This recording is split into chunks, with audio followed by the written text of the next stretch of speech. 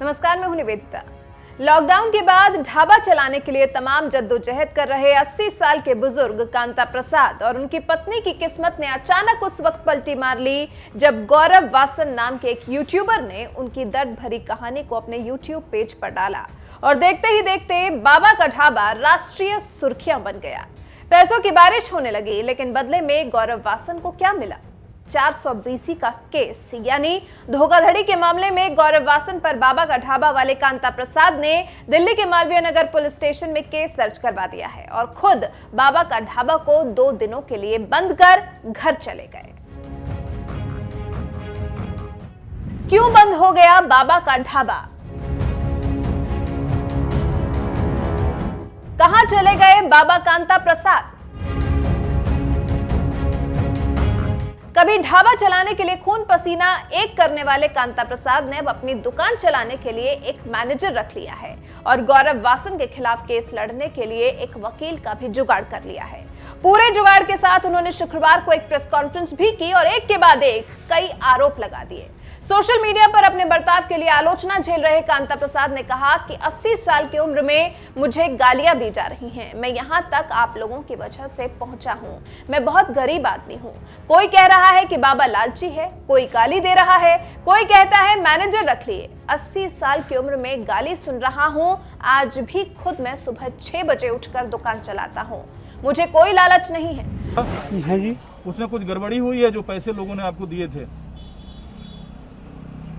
पैसे देने वाली बात, गड़बड़ी वाली बात, अब उसके लिए तो पुलिस में दिया हुआ है, उसकी इंक्वायरी चल रही है।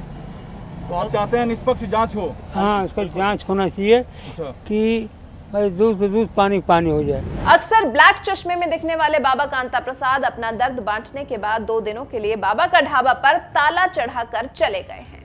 यानी 2 दिनों के लिए बाबा का ढाबा बंद रहेगा और बाबा कांता प्रसाद तक कोई नहीं पहुंच सकेगा। दरअसल कांता प्रसाद ने हाल ही में अपनी आंख का ऑपरेशन करवाया है। यही वजह है कि उन्होंने 2 दिनों के लिए ढाबा बंद कर दिया है और बाकायदा नोटिस भी चिपका दिया है कि बाबा की आंख का ऑपरेशन हुआ है। दुकान 9 नवंबर सोमवार को खुलेगी। यूट्यूबर गौरव वासन के खिलाफ केस दर्ज करवाने वाले कांता प्रसाद की सोशल मीडिया पर जमकर आलोचना हो रही है। इस मामले पर उनके वकील प्रेम जोशी ने बताया कि बाबा जी किसी को जेल भेजने में इंटरेस्टेड नहीं हैं। उनमें कोई लालच भी नहीं है। सिर्फ हम इन्वेस्टिगेशन चाहते थे, फेयर इन्वेस्टिगेशन, उसको कुछ और रूप दे दिया जा रहा है। बाबा जी किसी को जेल भेजने में इंटरेस्टेड नहीं है। बाबा जी सिर्फ ये कह रहे हैं कि पब्लिक मुझे जो ट्रोल कर रही है, बोल रही है कि मैं गलत हूँ, मैंने लालची हो गया, एरोगेंट हो गया और मैंने नीयत ख़राब होगी, ऐसा कुछ नहीं है बाबा जी का।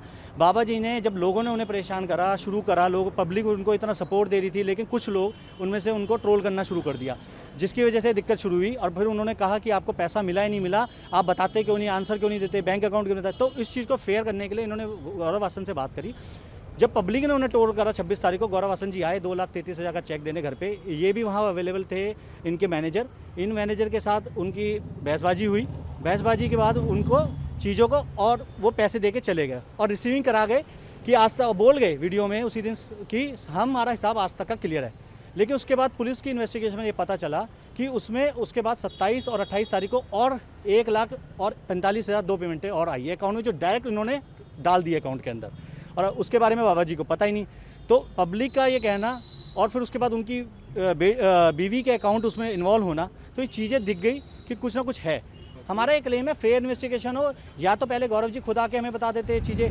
बता दें, दक्षिण जिला डीसीपी अतुल कुमार ठाकुर ने बताया कि बाबा का ढाबा के मालिक कांता प्रसाद ने यूट्यूबर गौरव वासन के खिलाफ 31 अक्टूबर को पैसे हड़पने की शिकायत दी थी।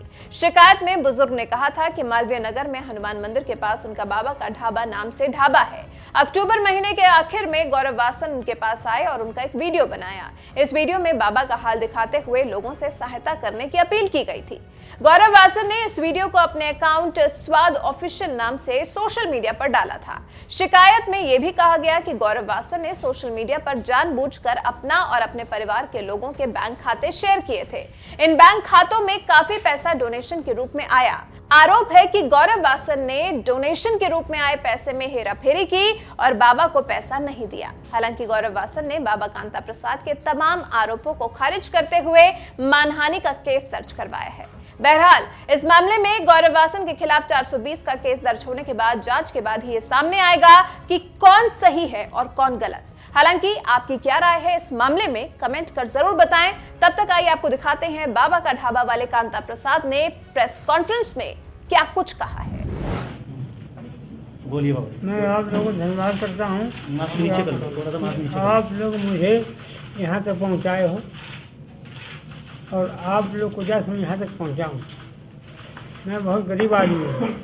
आज भी कोई कहता है कि बाबा लालची है, कोई क्या कहता है, कोई गाली देता है। आज हम 80 साल के उम्र में गाली सुन रहे हैं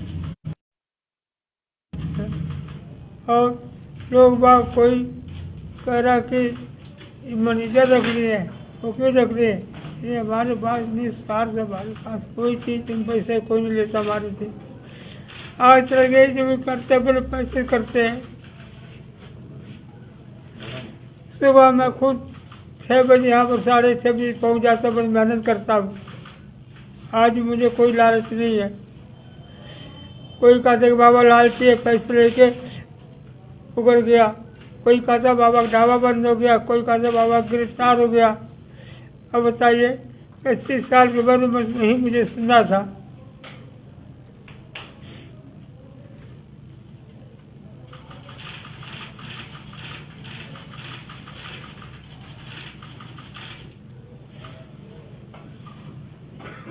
बाबा ये आपकी बात फिर बिगड़ी कहाँ पर, किस तरीके से, क्या हुआ, कैसे क्या हुआ? 2 मिनट में क्वेश्चन शुरू करने से पहले मैं कुछ चीज़ें रिपीट करता हूँ। इसमें मेन चीज़ ये है कि लोगों का कहना है कि बाबा ग्रीडी हो गए। बाबा कोई बात नहीं, ये फैला दीजिए, से मुझे लगता है अच्छा रहेगा आपके लिए, क्योंकि ये बार बार उठाना मुश्किल हो जाएगा।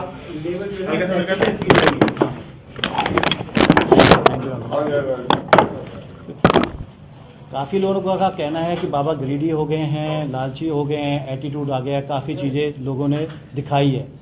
लेकिन मेरा इसमें ये कहना है कि बाबा जी, अगर आप आज भी देखेंगे, अगर इतना पैसा आने के बाद एटीट्यूड आता तो शायद बाबा जी काम नहीं कर रहे होते, 6 बजे उठ के दुकान पे नहीं जाते और शाम तक वहाँ पे खाना खड़े नहीं होते, खाना बनाते रहते। और जब भी आपने बाइट लिया मोस्टली चैनल्स पे, आप देखिए उस टाइम आप जब बात कर रहे हैं तब भी वो खाना कंटिन्यू बनाए जा रहे हैं या काम करे जा रहे हैं।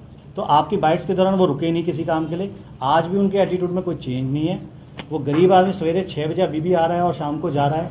तो शेड्यूल में क्या चेंज हुआ जो आप लोग या सारे जो ये सोशल मीडिया पे चल रहा है, ग्रीडी हो गए, लालची हो गए, तो ऐसा तो अभी कोई चेंज आया नहीं। ये सिर्फ एक मुहिम चलाई जा रही है उनके खिलाफ, उनकी इमेज डैमेज करने के पर्पज से, क्योंकि वो सिर्फ अपने अधिकार के लिए, जो पब्लिक का पैसा था, जो उन्हें दान के रूप में मिला था, उसको क्लैरिफाई करने के लिए उन्होंने सिर्फ एक डिमांड रखी।